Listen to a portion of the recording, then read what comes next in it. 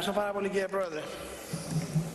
Κυρίες και κύριοι συνάδελφοι, η επίκαιρη επερώτηση της Νέας Δημοκρατίας έχει ως βασικό στόχο να αναδείξει το μεγαλύτερο ή ένα από τα μεγαλύτερα παραμύθια της μεταπολιτεύσεως. Το λεγόμενο ηθικό πλεονέκτημα της αριστεράς. Και επειδή εμένα δεν μου αρέσει να μιλάω γενικά και αόριστα, χαίρομαι ιδιαίτερα που συνέδεσαν ο Υπουργός Επικρατείας, ο κ. Φλαμπουράρης. Γιατί προτιμώ στους ανθρώπους να μιλάω κατ' ενώπιον, κύριε Φλαμπουράρη, παρά την απουσία τους. Διεπίστωσα δε ότι σε μια ομιλία στη Βουλή είχατε και το θράσος να απειλήσετε με προσφυγή στη δικαιοσύνη, όταν έκανε μια σχετική αναφορά στον αδελφό μου, ο κ. Μάριος Αλμάς. Θα σας καταθέσω λοιπόν την άποψή μου για την περίπτωση Φλαμπουράρη και το πώς η περίπτωση Φλαμπουράρη αποδεικνύει το ηθικό πλεονέκτημα της αριστεράς δεν ήταν απλώς ένα παραμύθι, ήταν κάτι χειρότερο. Ήταν ένα καθαρό ψέμα. Και θα ήθελα να έχω τις συγκεκριμένες απαντήσεις. Όταν το 2008 η εφημερίδα Πρώτο Θέμα έβγαλε ως είδηση ότι ένας υπουργός της Νέας Δημοκρατίας, τότε ο Γιώργος Βουλγαράκης, είχε μια εταιρεία για να πληρώνει λιγότερους φόρους με τα ακίνητα της οικογένειας του, πράξεις απολύτως νόμιμη, το αν ήταν ηθική είναι διφορούμενο, επί 2 εβδομάδες στην ελληνική κοινωνία έγινε πανζουρλισμός. Όλοι οι δημοσιογράφοι, όλες οι εφημερίδες, όλοι οι βουλευτές του ΣΥΡΙΖΑ τότε ζητάγαν την παρέτηση του κυρίου Βουλγαράκη, γιατί είχε πει την περίφημη φράση «Ό,τι είναι νόμο είναι και ηθικό». Πάμε τώρα να δούμε την περίπτωση Φλαμπουράρη, όπου μετά από μερικά χρόνια η ίδια εφημερίδα, εντελώς τυχαία, έβγαλε ότι ο κύριος Φλαμπουράρης είχε, λέει, μερίδιο σε μια κατασκευαστική εταιρεία που πήρε έργα από το δημόσιο και πληρώθηκε κατά προτεραιότητα. Μάλιστα. Η πρώτη απάντηση του κυρίου Φλαμπουράρη ήταν «Πώς τολμάτε και ρωτάτε εμένα που έχω 40 χρόνια αγώνα στην αριστερά». Τι μας λέτε, κύριε Υπουργέ? Αν έχετε 40 χρόνια αγώνα στην αριστερά μπορείτε να είστε φοροκλέπτης? Αν έχετε 40 χρόνια αγώνα στην αριστερά μπορείτε να παραβιάζετε τον νόμο περί συστάσεως του Υπουργικού Συμβουλίου? Αν έχετε 40 χρόνια αγώνα στην αριστερά μπορείτε να κάνετε ψευδές ποθενέσχες? Αλλά ας υποθέσουμε τώρα ότι δεν έχετε κάνει τίποτα από όλα αυτά. Και ας πάρουμε τώρα ως αληθές αυτό που έχετε εσείς πει ότι είναι η αλήθεια. Και μετά θα κάνω την ερώτηση. Τι είπατε? Ότι μία μέρα μετά τις εκλογές πήγατε σε μία υπηρεσία της αστυνομίας και κάνατε μία μεταβίβαση αυτής της εταιρείας. Εγώ, για να δείτε πόσο μεγαλόκαρδος είμαι, δέχομαι ότι είναι αλήθεια. Δέχομαι ότι λέτε την αλήθεια. Ότι αυτό το χαρτί δεν είναι πλαστό. Εγώ λέω ότι είναι ψεύτικο αυτό που είπατε. Αυτό πιστεύω. Αλλά επειδή μου αρέσει το τεκμήριο της αθωότητας, να ολοκληρώσω. Και... Είμαστε πολιτικοί αντίπαλοι εδώ, δεν είμαστε δικαστήριο. Ακούστε, θέλω να μου απαντήσετε προσεκτικά και σε μένα δεν περνάει το θράσος της περασμένης σας φοράς, να ξέρετε. Λοιπόν, ακούστε. Ας υποθέσουμε λοιπόν ότι αυτό που λέτε είναι αλήθεια. Σύμφωνα με το χαρτί που καταθέσατε έχετε πάρει τον Νοέμβριο ήδη την πρώτη δόση. Θέλω να μας δείξετε την κίνηση του τραπεζικού σας λογαριασμού που εισπράξατε την πρώτη δόση από το χαρτί που έχετε καταθέσει. Και ο κ. Παπαγγελόπουλος δίπλα, κύριε Υπουργέ της Διαφοράς, έχετε την υποχρέωση να ελέγξετε αν έχει εισπράξει τις δόσεις που λέει το χαρτί το οποίο κατέθεσε. Αν δεν έχει εισπράξει τις δόσεις, τότε το χαρτί είναι πλαστό και να το βάλετε φυλακή. Γιατί έχει κάνει κακούργημα. Πάμε όμως τώρα στο δεύτερο. Ας πούμε ότι ο κ. Παπαγγελόπουλος δεν θα κάνει τον έλεγχο τώρα για το αν εισπράξατε τις δόσεις που εσείς είπατε ότι θα εισπράξετε. Πάμε τώρα στο δεύτερο ερώτημα. Και εδώ θέλω να δω πολύ θα μου απαντήσετε, κύριε Φλαμπουράρη, για το ηθικό πλεονέκτημα της αριστεράς. Σύμφωνα με αυτό που είπατε, έχετε πάρει από την πόλη της εταιρείας σας 1.000.000 κάτι χιλιάδες ευρώ. Μάλιστα. Να τα χαίρεστε και να τα καμαρώνετε. Δεν μου λέτε, κύριε Βούτση.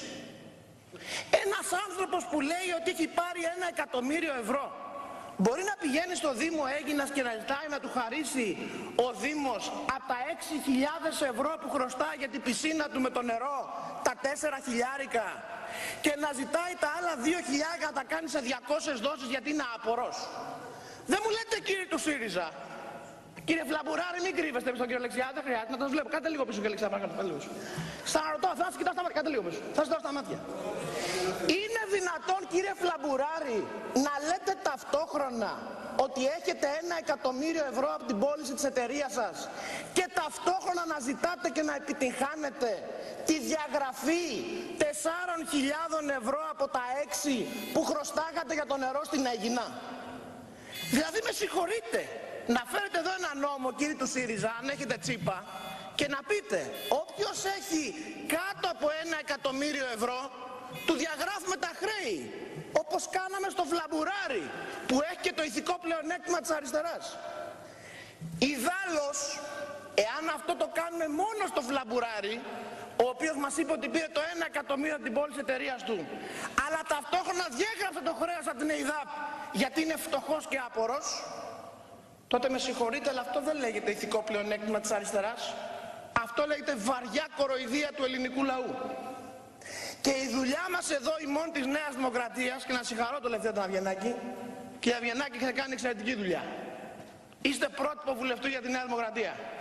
Η δουλειά που έχετε κάνει αυτούς τους μήνες είναι πρότυπο. Αναδείξατε το θέμα Κορονάκη. Χάρη στον κύριο Αβγενάκη. Μην γελάτε, κύριοι. Γιατί ο κύριος Αβγενάκης έβγαλε ότι είχατε γραμματέα στο κόμμα σας. Άλλαν τώρα σας έφυγε. Που ήταν ανυπότακτος και δήλωνε ψευδή διεύθυνση. Ο κύριος Αβγενάκης ανέδειξε τα χρήματα της κυρίας Βαλαβάνη. Άλλο και αν αυτή έφυγε από το κόμμα σας. Και σήμερα ο κύριος Αβγενάκης ανέδειξε τα θέματα με τον κύριο Σπρίντζη. Ο κύριος Σπρίντζης, ξέρετε ποιος είναι? Αυτός που έβαλε την υπογραφή του στα αεροδρόμια κλαίγοντας. Τον ταλέπορο. Θα κλείσω, κύριε Πρόεδρε. Θα κλείσω.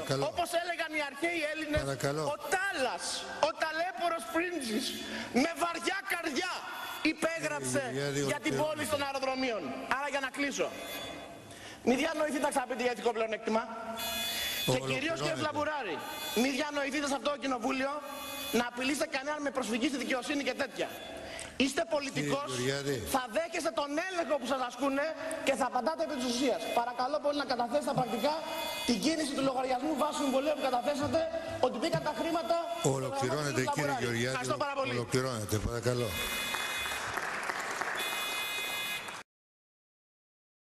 Από χθες δεν έχετε δώσει την παραμικρή εξήγηση γιατί δεν υπάρχει το Δημοτικό Συμβούλιο. Δεν έχετε δώσει μια εξήγηση.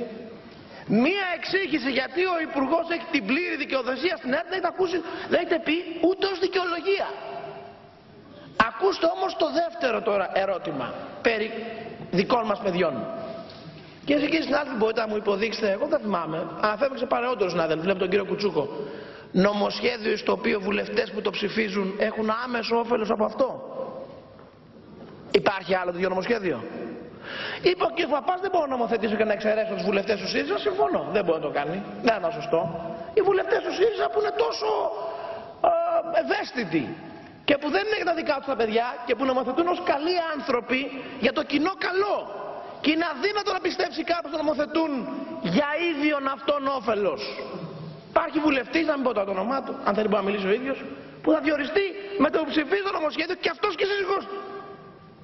Τι γίνεται?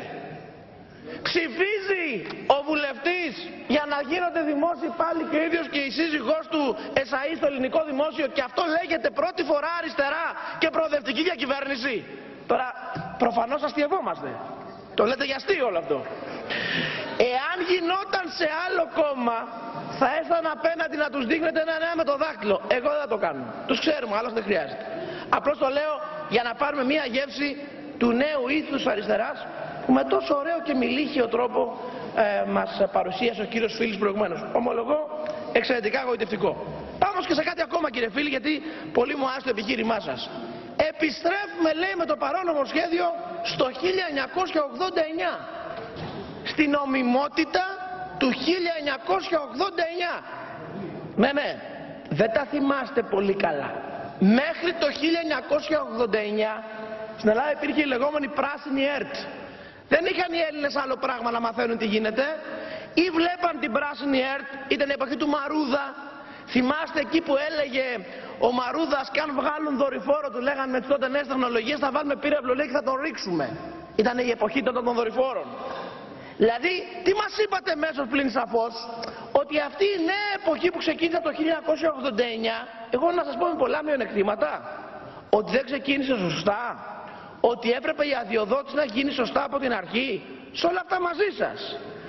Όλα τα στραβά μαζί δεν ακυρώνουν το μείζον ότι από το 1989 και μετά, από εκεί που είχαμε μία τηλεόραση κομματική, καθεστωτική, που δεν μάθανε κανένας τίποτα άλλο, ξαφνικά περάσαμε στην εποχή του πλουραλισμού και μάθαμε και την άλλη άποψη.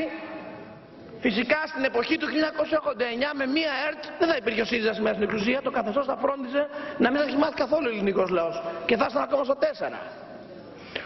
Άρα λοιπόν, εμέσως πλην σαφώς τι μας είπατε, ότι στο πίσω μέρος του μυαλού σας, εσείς οι καλοί, οι αριστεροί, οι δημοκράτες, οι πλουραλιστές, θέλετε να γυρίσετε το 1989, να διορίσετε τους βουλευτές σας στην ΕΡΤ, δια του νομοσχεδίου και άρα και των υπολείπων δικών σας παιδιών που είπε ο κ. Παναγούλης, και μετά ή δυνατόν να φτάσετε και στην εποχή εκείνης της καθεστωτικής τηλεόρασης. Βέβαια, σας έχει ξεπεράσει προπολού η εποχή και να θέλετε να το κάνετε δεν μπορείτε.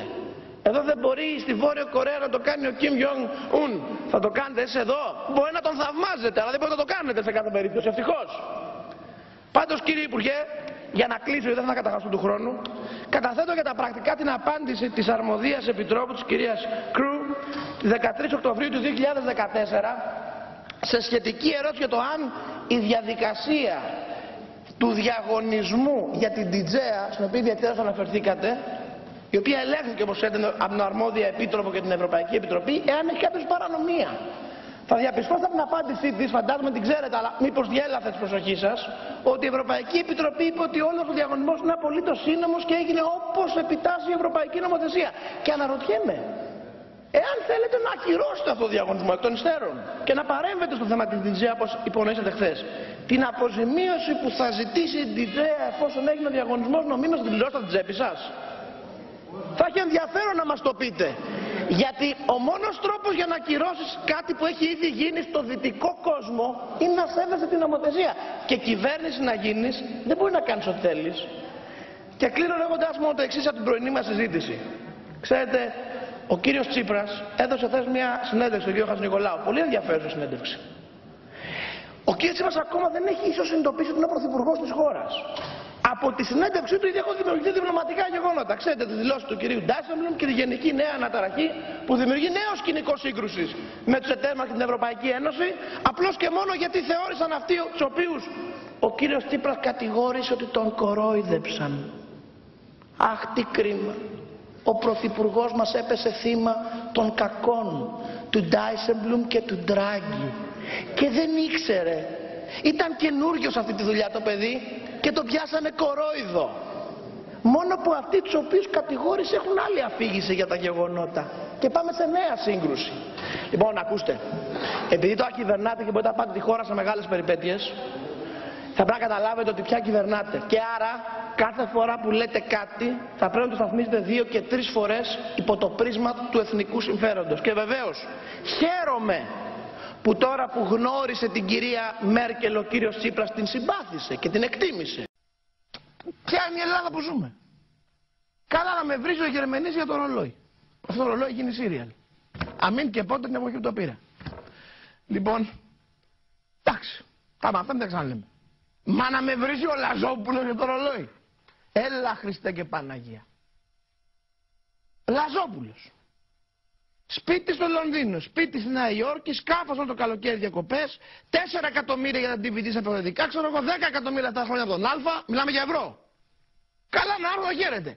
Δεν ξέρω πόσα εκατομμύρια έχει πάρει από το Υπουργείο Πολιτισμού κατά καιρούς για παραγωγές, νερτ, για φεστιβάλ, για το ένα για το άλλο, να τα χαίρετε. Θα πάρει δώσει δισεκατομμυριούχος. Η δική μου περιουσία εδώ του Λαζόπουλου πρέπει να είναι, ξέρω εγώ, να είναι ένας περιτράπας στο Βαρδινογιάννη. Αυτή είναι η διαφορά. Βαρδινογιάννης ο Λαζόπουλος. Λοιπόν, και λέω τώρα. Να κάθομαι τώρα εγώ και να ακούω τον Λαζόπουλο να με κατηγορεί για το ρολόι και από κάτω ο κόμμα να χειροκροτεί. Το καταλαβαίνεις να σου λέω? Θα τρελαθώ ρε παιδιά, δεν υπάρχει η χώρα μας, δεν υφίσταται πια αυτό που ζούμε. Αυτό είναι σουρεαλισμός. Ο δισεκατομμυριούχος των δισεκατομμυριούχων που το παίζει αριστερός πυρκαγιάς που μόλις γίνει η καταστροφή θα απόψε θα την κάνει και θα βλέπει την τηλεόραση στην Ελλάδα να φλέγεται. Από τη Νέα Υόρκη και το Λονδίνο που έχει αγοράσει από ένα σπίτι κάθε πόλη έχει πάρει. Κάτι κατηγορεί εμένα και το ρολόι. Και από κάτω οι άλλοι χειροκροτούνε. Πείτε μου εσείς. Άμα βρείτε εσείς λογική, πείτε μου.